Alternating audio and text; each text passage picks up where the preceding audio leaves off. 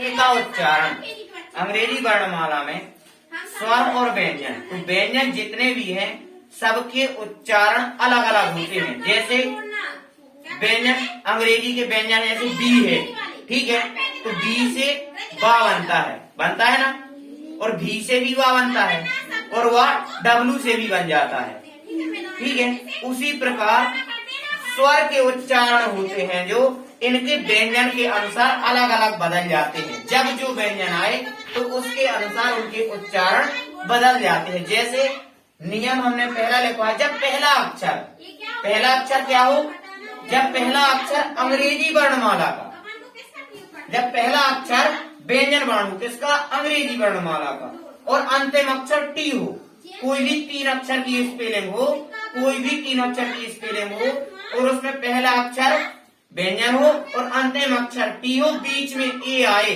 तो ए बराबर आय हो जाता है। ए का उच्चारण क्या हो जाता है, आय।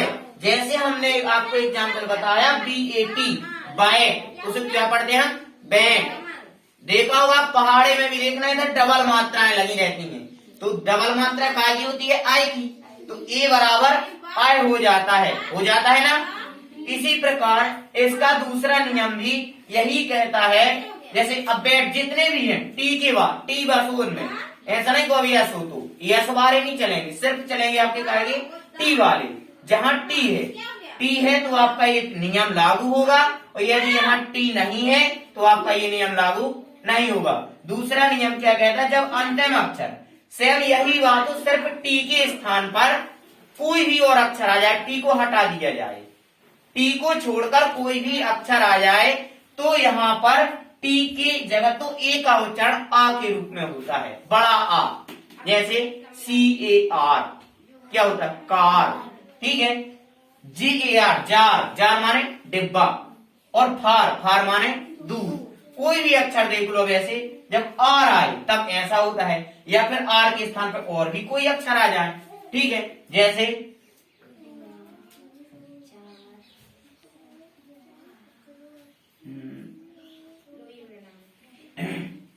और भी देख लो, जैसे फार है, कार है, जार है।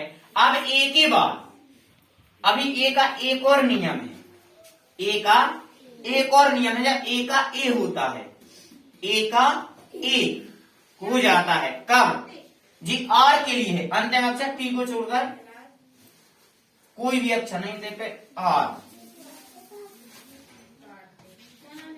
आए, और व्यंजन आए तो मतलब टी के स्थान पर आर आ जाए, ठीक है, आर के लिए है। और यदि कोई और व्यंजन आते, टी और आर के लिए नियम पहला, टी के लिए पहला, आर के लिए दूसरा नियम। और यदि आर के स्थान पर और कुछ आ जाए, मान लो टी और आर दोनों को छोड़कर, टी को छोड़कर आर व्यंजन आए, ठीक है, टी को छोड़कर आर व्यंजन आए तो आपका क्या हो जाएगा, आ, ये बराबर आ। अब तीसरा नियम है, यदि टी और आर को छोड़कर कोई भी अक्षर आए, ठीक है, कोई भी अक्षर आए तो ए बराबर लिखे दे रहे, कहाँ गए डिस्टर्ब, बंद करो।